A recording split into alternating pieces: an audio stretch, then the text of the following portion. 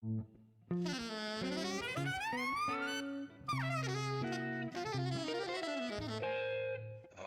Jazz.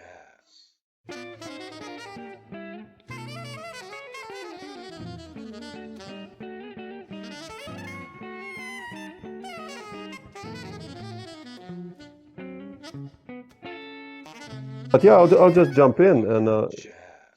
I listened to your music for very long time, since late 90s, I would say. The bands with Steve Swell and with Herb and the Poe band. yeah, exactly. I love that group. And but I will start like with the latest one. Wilber. Yeah.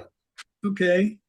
Just with the new band, which is basically not new actually, but you released like 2 albums lately, that Life at the Bob Shop and the Vision Fest one. And I wanted to ask you, how was the band formed actually? I mean, I know you and Joe actually are kind of the founding members, but like, what was the idea behind the band? Well, the Vision Festival thing was not new band, but that was me and Perry Robinson and Mark Whitecage and Ken Furano. Yeah. Oh, yeah. Exactly. So that, I mean, there was a connection, but the new band itself started, I think, in 1999. Already. And it was Roy Campbell, Mark Whitecage, Joe Fonda, and myself. And then when Roy passed away in 2014, I think it was in January, and we had a tour coming up in just a few weeks. And Tomas Huber was someone I had recently met. I knew that he could improvise well, that he could read the music and learn our book, and so he covered the tour, and it worked out well, and we just kept going from there. Yeah. And then we lost Mark last year, and probably the other new band released this year you're thinking of is the one Live at the Bop Shop. Yeah, exactly. Which was with Mark and Tomas. Tomas and Joe, right. So I mean, it's a long time ago. We kept it going. And I don't know if you're aware of our CD on with and we didn't replace Mark with another saxophonist. What we did was bring in a guitarist, Kenny Wessel. Yeah, I love Ken. Who happens to live in the same building I do. And so if you haven't heard that yet, you have a treat in store for you. Oh, see, so that's where the new band is now. Ooh, that's fantastic. Yeah. So now it's Tomas, Kenny, Joe Fonda, and myself. We have a new CD. We did a tour here in May, in five concerts in 5 different states, and we're coming to Europe the end of January through the middle of February. Oh, man! We have, I think it's 15 concerts in 18 days. Oh, man! Okay. So, yeah, that's the new band. Just we don't give up. Man, that's amazing. But it's the first time with a harmonic instrument, right? I don't think you always did it with horns. Right. Yeah, right? That's right. We never had a chord instrument. And I'll tell you, I got to give Kenny all the credit in the world, because we didn't bring him in just to be a guitar player. We wanted him to take over the saxophone's role, as well as what he could add as a rhythm section member, and it's done a great job. So, yeah, you're going to enjoy this. Oh, man, I have to check it out. I'll send you some tracks. Oh, please. I mean, I love his playing, his stuff. And of course, with Ornette and everything, he's one of the most underrated cats out there, I think. It's... Yeah. Oh, fantastic. Beautiful. How come you decided for Kenny, actually, that not for another horn player? Just because he's Kenny and we love him. We're very good friends. He lives in the same building I do. Yeah, okay. We see each other, play together often. And Mark was such an individual, and it just felt like, it just didn't seem like the thing to do at the moment. So we went, it's a really interesting development. Interesting. Yeah, I'm looking forward to hear that, actually. I mean, especially a guitar. I think we'll add another Yeah. flavor. Oh, super, man, amazing. But I listened to your playing, like this Vision Fest album and the Bop Shop, and the way you play these tunes, I think you developed quite a unique sound in the world of, what do we want to call it, music, let's say. That I don't go into labels like avant-garde jazz or whatever, but like well, thank you. That's what we're all after. So if you think I've accomplished that to some degree, that's great. I appreciate that. I mean, I wanted to ask you, how did this begin for you, this discovering the drums, and especially jazz drums? I mean, I've read that you've later studied with Beaver Harris, who's like one of my favorites ever, but like even if we go back, like how did you stumble upon drums, and why drums, and what was the main reason actually? I had a thing for rhythm since I was a very small child. And I was one of those kids who pulled the pots out from the cupboard and played on them with the wooden cook spoons and stuff. And that just as a very small child. But I didn't actually start playing and trying to learn the instrument until I was 15. That's when I actually began. Had my first spins, got my first drum set, and I had this thing in my head about jazz, even though I didn't really know what it was at all, But I kind of knew I liked jazz. I would listen to the radio a lot, various things. And then the jazz thing just, I've ended up getting involved with many different styles, of jazz, from traditional jazz to free jazz. But it's all music that I like a lot. And I think one feeds the other, Sure. It's fun. But did you like, were there like some specific artists? I know, I mean, back then, like Coltrane was still alive, and Dolphy, I guess, was still alive, and Miles, of course, but right. Oh, I love Coltrane. I mean, I think my earliest influences, probably the first drummer that impressed me was Gene Krupa, because as a kid I saw him. He would be on television sometimes. Yeah. It's like in the 1950s, and I saw him once at Atlantic City. This used to be this great. It was called the Steel Pier, and it was a huge performance space, a huge theater out over the water, on the East Coast. So anyway, as a kid, one time we went there, and it was Gene Krupa, and they had this light on him coming up from the floor that cast this big shadow of him while he was playing up on the wall. So, but then, as I started to study, my very first teacher, a guy named Richie Moore, I only had lessons with him for about 3 months, but right off the bat, he started giving me records to take home, Miles, the 50s quintet, Walk and all those. Yeah, really like. And so that got me, that's got me hearing the music that I was looking for, and for sure, Yeah. And then just kind of keeps evolving, Yeah. But did you like then on your own study, guys? Like, I don't know, let's say Alvin or Tony Williams, or like, how did you get the chops together? I mean, or did you study drums actually, or? Yeah,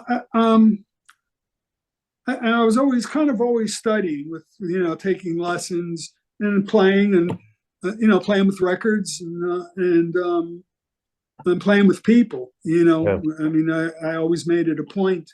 I was playing about 3 months, and I put a notice up on a bulletin board in school that I was looking for musicians to have a band. And it was, it was a kids like rock band, and in those days you played some standards and I mean early rock and roll. And we were out getting gigs, man. I was getting gigs when I was playing about 6 months. So you know, and so all that experience, all those experiences help feed, you know, the language that you end up developing. Yeah. So some of the other people that I studied with was a great drummer named Tony Anzalaco, who he ended up, well, I studied with him for about three to 6 months, and then he got a gig with Maynard Ferguson and went on the road. And then after Maynard, he stayed in Germany for many years. He had I think it was principal percussionist with one of the radio orchestras. Oh, okay. I think it was Cologne.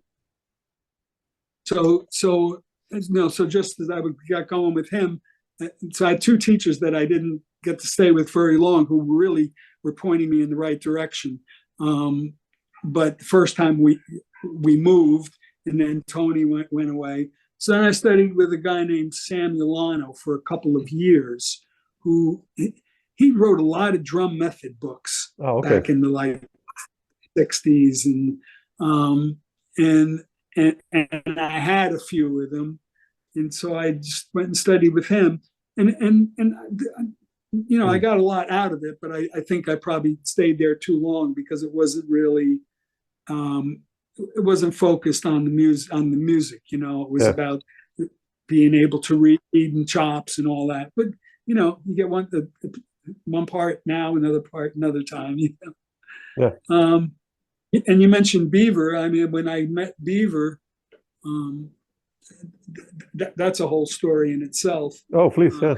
The night I met Beaver, he put me on my first record, which is the Roswell Rudd Pneumatic Swing Band with the Jazz Composers Orchestra. Oh, wow, I think it was like something like 1972.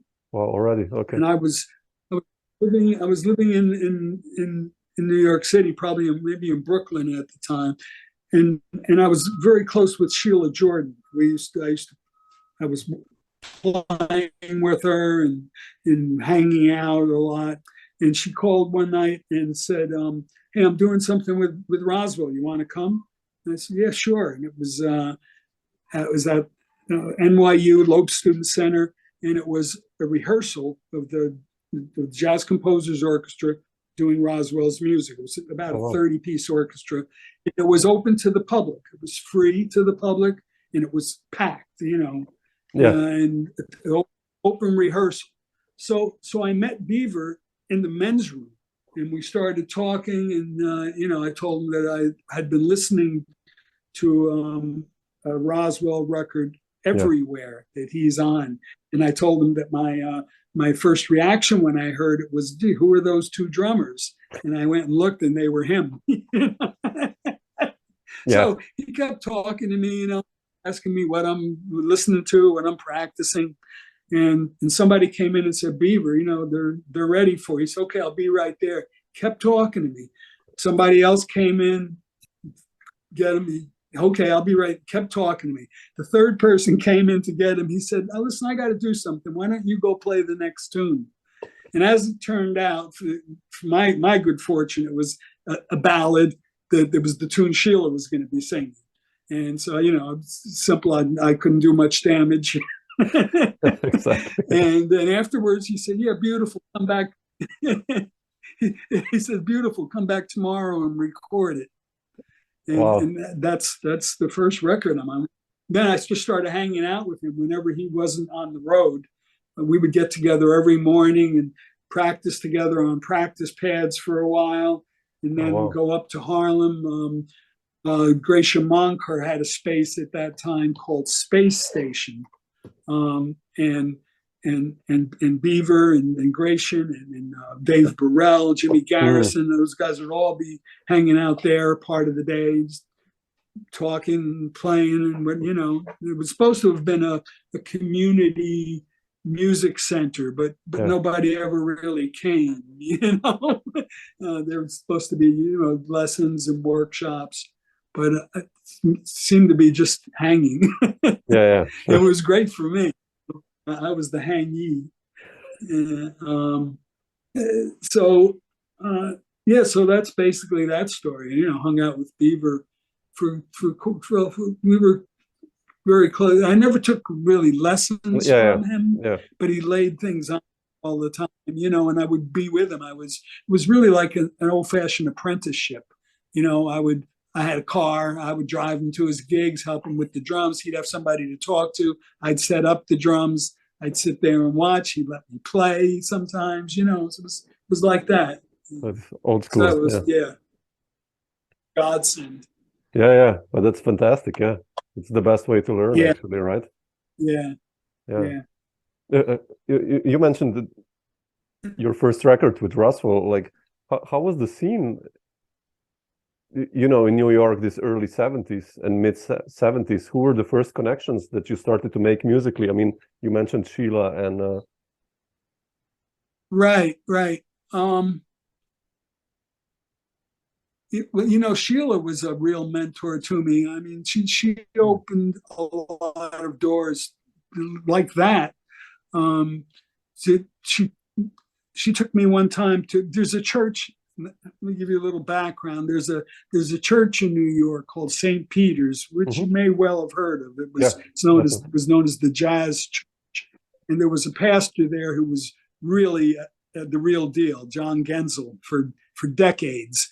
And he officiated everybody's funerals and weddings and everything. And he really helped a lot of musicians, if the older guys, if they were in the hospital or something, he would see to their needs a lot. And he did this event every year at the church called All Night Soul, usually in October. And they would go 24 hours of music in the church. And at that time, when I first knew Sheila, she took me over to one of those events and introduced me to John. And he started having me, invited me to play with people. And he'd always saw that you got paid, you got taken care of. So I ended up kind of being the house drummer at St. Peter's for, I guess, the last 10 years that John was, before he retired, and he died shortly after.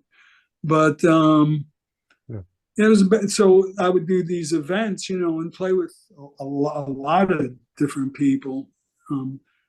But in terms of people that I really connected with and became, friends and colleagues with, one of the early ones was Steve Tintweiss, bass player. He was the last bass player with Albert Eiler. Oh, okay. And, like these recordings from France that they're recently discovering and putting out. He's on the wasn't even aware. Yeah, okay. So from the 70s through the 70s and 80s, I played with his band. We'd only, we'd rehearse. We'd only do a couple of gigs a year, maybe a handful. But Steve recorded everything he did. And he recently started his own record label. I think it's called Inky Dot Media. And he's put out about 5 or 6 releases. And I'm on the first one and the last one. The last release, it just came out. It's a 2 CD set from 1980, a concert at NYU, the same place this Roswell thing was. And I don't know if you know these names. Charles Brackeen. Oh, sure, man. I love this guy. And Bayard Lancaster. Yeah, sure. Was on saxophone. Oh, fantastic! There was a great singer named Jeannie Sherman. It's fantastic, man. I have to check it out. Just was released a couple of weeks ago. Yeah. So, but Steve is one of my longest associations, especially in avant-garde music. I spent a lot of years making a living doing musical theater, wedding bands, bands to play for parties, and working with dancers. I still accompany dance classes kind of regularly. And I used to do, pieces in the 70s and 80s. I did a lot of performance pieces with just some great dancers, great choreographers. So I had a lot of variety. I did whatever I had to earn a sure, living, man. playing Sure. the drums for starting. But that in itself, is an education. So Definitely, yeah. I mean, what happened? I mean, especially when I check my records with you, suddenly you became hugely active as part of the scene since the mid '90s or late '90s. Like, when was right, that? Especially when PoGressions came. Like, I mean, 1995. What happened there? What was the switch actually? I mean, that you. Well, that's a very, very astute observation.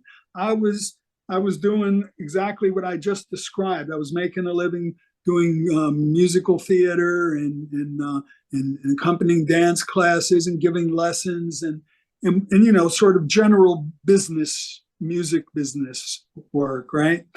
And I wasn't really. I would have jam sessions and stuff with friends, but nothing really, nothing serious outside of that. And I was driving in my car one day and I listened to WKCR, the great New York radio station from Columbia University. And whoever was doing the show was interviewing Patricia Parker, William Parker's wife. And she was talking about a thing called the Improvisers Collective that they had going, and they met every Thursday at a space down on the Lower East Side. And what she described was that members from the collective, two members from the collective, would present whatever they're going to present. It was a mixed media thing. It was mostly musicians, but it could include dancers or painters, sculptors, whatever, So, but two members would get to do a set, present whatever they were going to. And then after that, she said, there's an open, free improv jam session. And it just blew me away. I said, wow, I have to go check this out. And so I did, and some of the people there, like William and Rob Brown, Roy Campbell, remembered from seeing me around when I was hanging out with Beaver. They had probably never played together and didn't really know, but they remembered me, so that they were just open armed I spoke to William and said, gee, how do you become a member? And he said, well, it's a limited number of people because we have to make sure that everybody gets a chance to present something during our season. And then, but he said, but if I say you're a member, you're a member.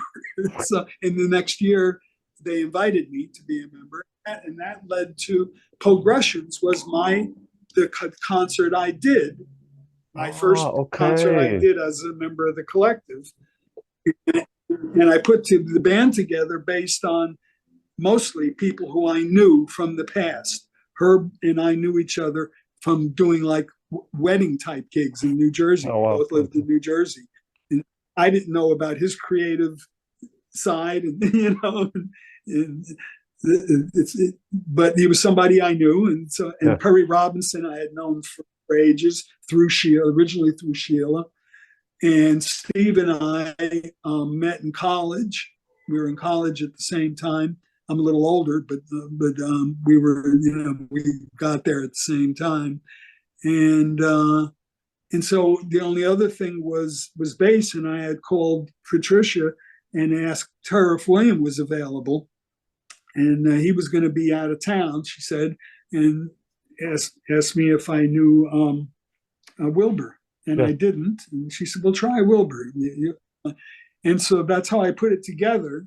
And then Burton Greene is on that, right? Burton was in town, and there was a piano at the place, and he just, oh, Lou, come on, man, let me play. These are all my best friends, man. Let me play with you. So I said, okay, come on and play.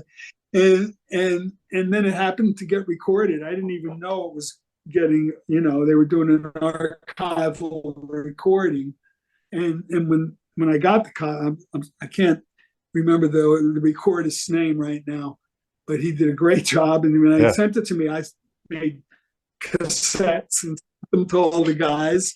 And they started contacting me saying, "Hey, Lou, this is great. You got to do something with this." And I said to Wilber, "Well, do what?" He said, so he mentioned Cadence Records. And he said, "Talk to him. He might like that. Bob Broche." Yeah. So I sent it to him, and he loved it. He wanted to do it. And so we worked out a deal. And then he was just starting the Simp label. Yeah. Right at that time. He had maybe done the first recording. So I got into the Simp thing pretty heavily. I mean, I think a couple dozen Simp recordings. So that was, that was my lucky break. I mean, that gave me a chance to do my work, have it documented, get to present it, and yeah. So that was how that all came about. Did you feel comfortable in that role, like as a band leader? Being you said you played wedding gigs and stuff like that, being a drummer, but now like taking the role as a leader. I was almost always right. Well, I was often the band leader. Like I said, in high school, I was aggressive. I put signs up, found musicians, put a band together, and I did a lot to get the gigs. And I've done that my whole career. Found a way to keep myself working. But the last 25 years or so, it's been I'm just doing creative music. So it's a great blessing. Oh, it is. Yeah, it definitely is. Like, how did you get some connections, with the Po band that you had? Like, so I think Steve and Perry are more or less always there, but like, there's Paul Smoker. How did you get Paul Smoker? And I love this guy. And well, that happened. It was early on. I forget what year it was, but we had a chance to go play a festival in France. My goodness, what was the name of it? Well, it'll come to me. And Herb wasn't available. Oh, okay. So I asked him for a recommendation, and he recommended Paul. And then whenever I always asked Herb first because he was the original guy in the band. So, but Paul ended up doing most of the recordings and gigs that we did because Herb was usually not available. Busy, yeah. Yeah, but I love Paul's playing. I mean, that Possessed record you guys did on Simp. Oh, yeah. That's beautiful, man. Just like amazing trumpet player. I mean, such a player. Yeah. Yeah. Yeah. What we about did a couple? Yeah, because Ken, go ahead. No. Just go ahead. We did a couple of Simp recordings with Paul, a saxophonist named Bob Magnuson, and Ken Filiano and myself, and we kind of forgotten about them. And Ken and I did a concert a week or so ago up in Rochester. It was a 5-hour drive, 6-hour drive each way. Oh, and as we got up there where Paul used to live, we got talking about him and we remembered those recordings. So, yeah. Yeah, beautiful player. He was fantastic. Yeah. What about adding Joseph Jarman and Marshall Allen? Those, I mean, we're talking about musicians who are older, and I think an older generation than you, of course, and especially Marshall, I think. But like, how did you? Well, Marshall's older than everybody. Yeah, true. It was just an idea that I had, and I didn't know these people at all. John Shakai, Marshall Allen, Joseph Jarman, 3 masters, who recorded with us, and I didn't know any of them, and I don't know where I got the nerve, but I sort of cold called them, reached out to them, said, "I've got this band, and here's what we do, and I have a chance to record. Here's what it pays. I'm sorry it's not more. And would you be interested?" And every one of them basically said the same thing. They said, "Oh, it's not about the money. It's about the music." And I mean, I mean, we got paid, but not what I expected they should get. I know So what you on the mean. one Yeah. hand, on the one hand, it's a really beautiful thing that their hearts are so open that it's about the music. But on the other hand, you think, isn't it a pity that Marshall Allen has to record for this kind of wage, or Joseph Jarman is, so. Yeah, But I certainly benefited from that. What a great experience. Yeah. So that's how it came about. I just asked them, and okay. I think Joseph's came. I think maybe I asked Joseph for the first one, but he wasn't available. So then I did one of the others, and then came back to him. Yeah, and I'll tell you, I don't know if you know this, but the one I did with John Chikai, he was on his way here on 9/11 when the World Trade Center got hit. Really? Oh man, I didn't know that. He was coming in from California to do it, from Riverside, where he worked at the college there, and so we had to postpone it, but that was and a couple days before that, I just realized it's the same week. 9/11. The weekend before that, I had played a duo with Marshall Allen at a festival in Canada. Guelph, yeah, I wanted to ask you about that one. Yeah. That's fantastic, man. That's an awesome one. Yeah. I agree, man. I was so lucky. But that's another one of these funny things, I knew about this festival, and I would submit every year. Yeah. To try to submit the Po band. And one thing I have to say about the Canadians, man, they give you beautiful rejection letters. where most people, if the answer is no, you don't even hear from them. Yeah. But I would get this nice letter every year saying, "Oh, we love your music, but I'm sorry, the Po band's too big. We really can't afford it, blah, blah, blah." And then one year I didn't send them anything. I just gave up.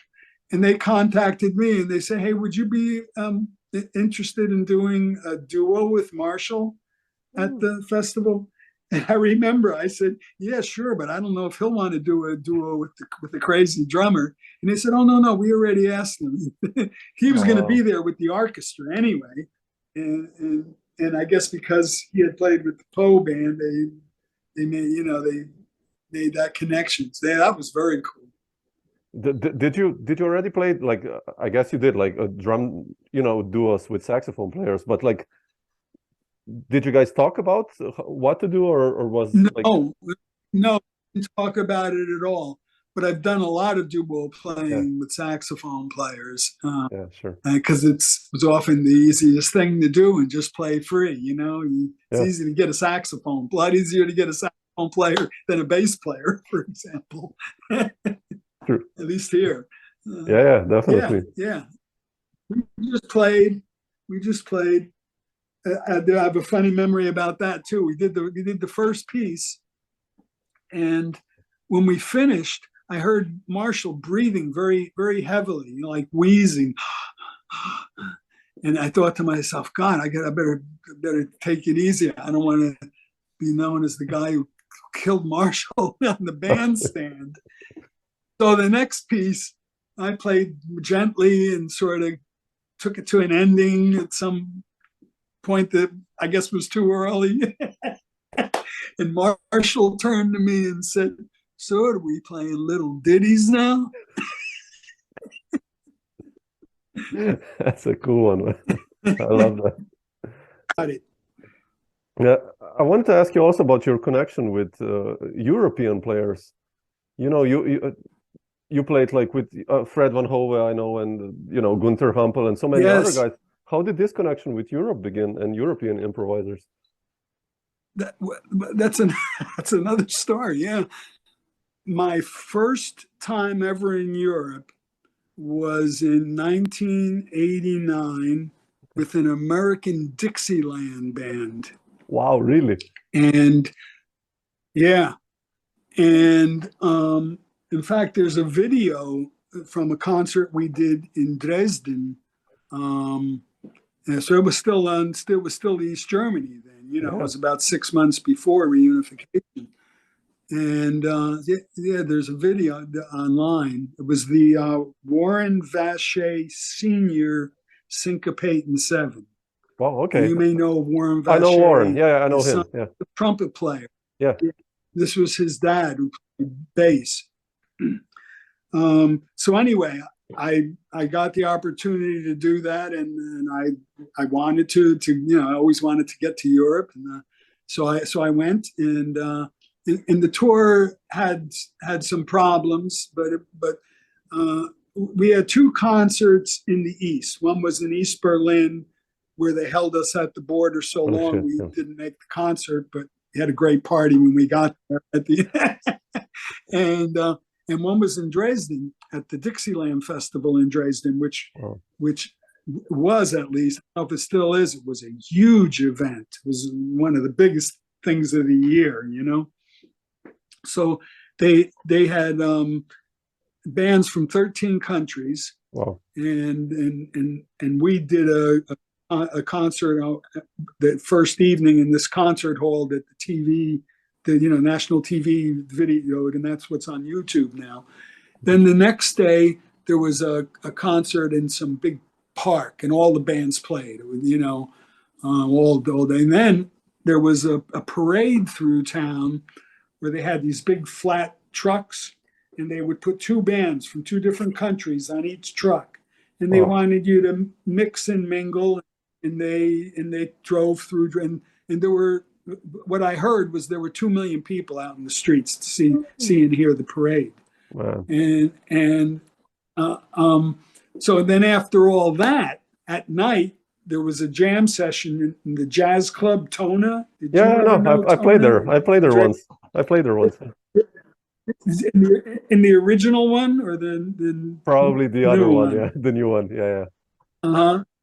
Yeah, the original one was fantastic, and so again, it was all these guys from different countries. The idea was to get together, which was great, and they would, people decide, let's play next, and so in between groups coming up to play, this young pianist was going up playing solo and playing free.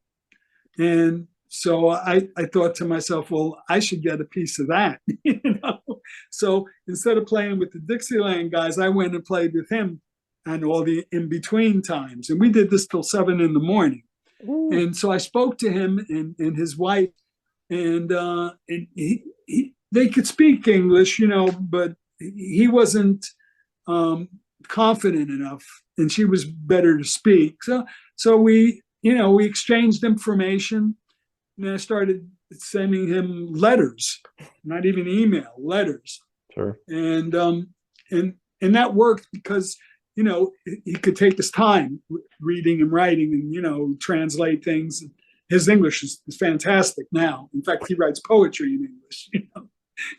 And I know that was your major. Yeah, exactly.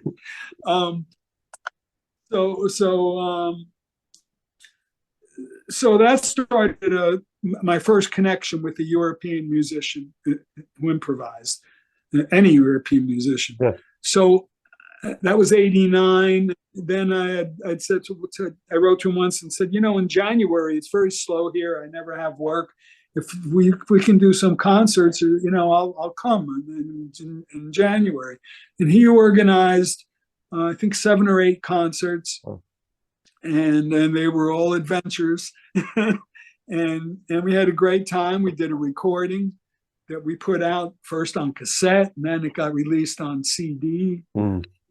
We have several recordings. But through Andreas, his name was Andreas Bircher. I probably didn't say that yet. Yeah. A lot of his friends know him as Scotty.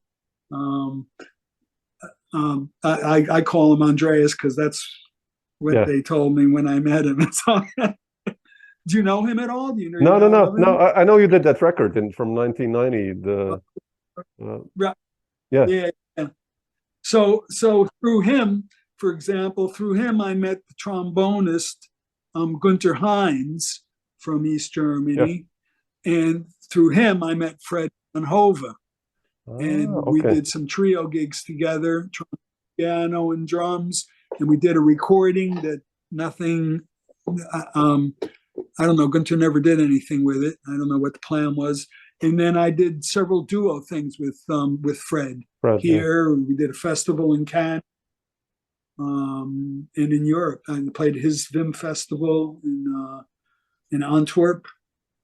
So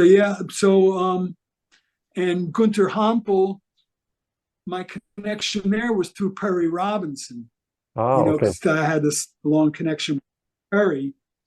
And I guess the main project I did with Gunther, what he called it the New York Trio, was him, me, and Perry. Yeah.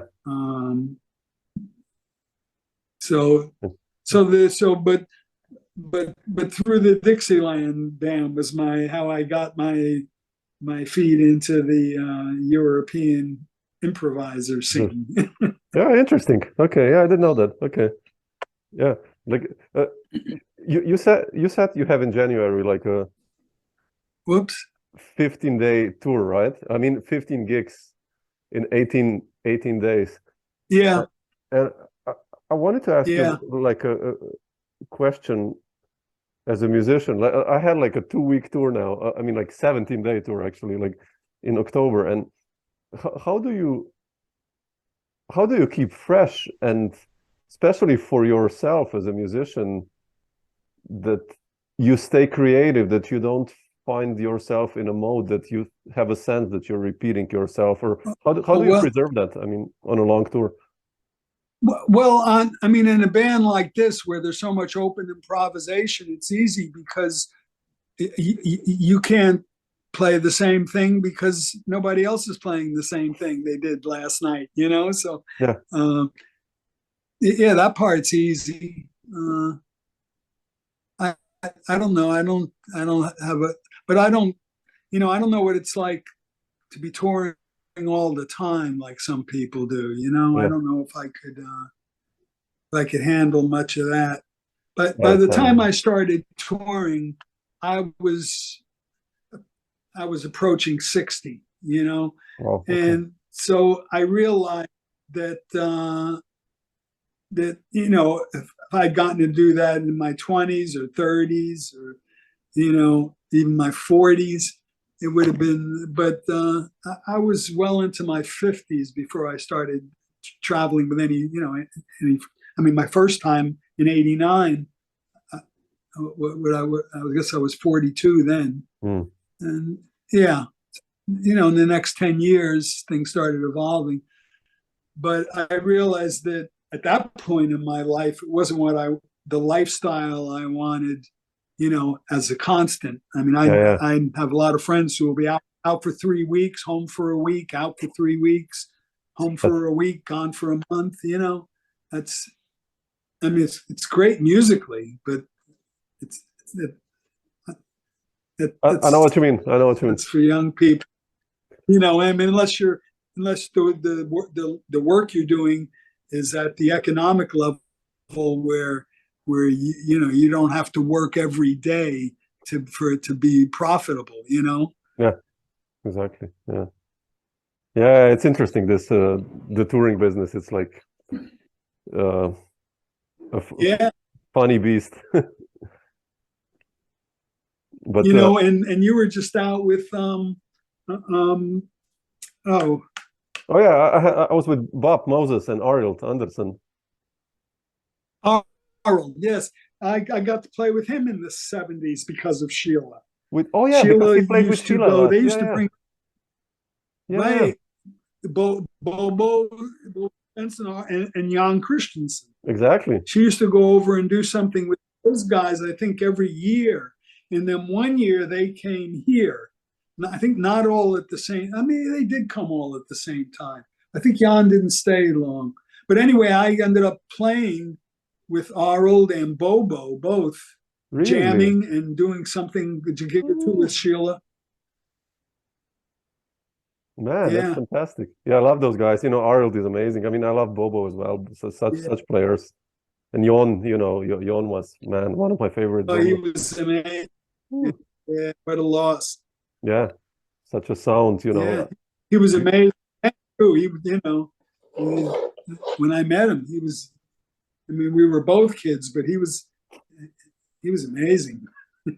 Were you aware, like in the, I mean, you guys, let's say in the improv scene in the early 70s, were you aware already of this ECM kind of movement or whatever we want to call it that was happening in Europe? No, Hmm. I wasn't. Sheila hit me to those guys, you know, and Jan Gabarek. Yeah. Those were all. I became aware of them through Sheila. You know, Okay. like I say, she was one of my mentors. I learned a lot just being around Sheila because she knew everybody. Yeah, sure, definitely. And she's amazing. Yeah. But Lou, I wanted to ask you, you know, you're going on in January in this tour, but what about you as a band leader? Are you still like thinking about that new project, or like you as, you know, your band, or? You know, I think about it sometimes, but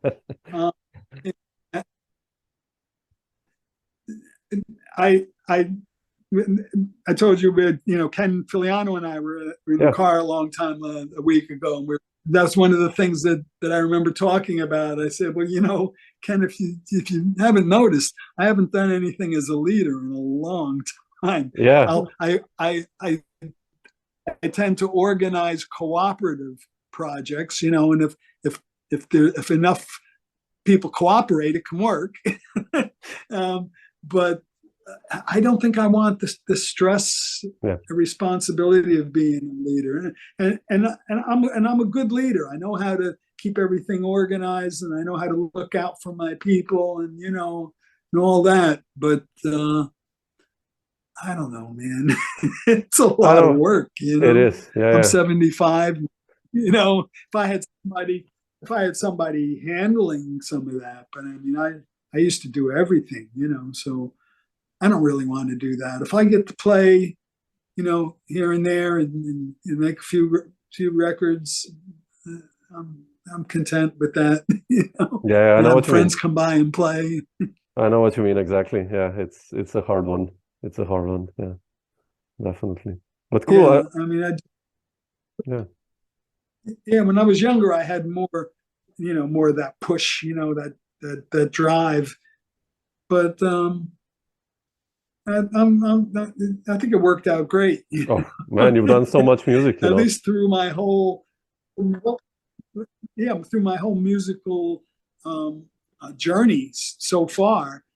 The level of the music that I've done has continually gotten better and better. Definitely. You know, so definitely. Yeah.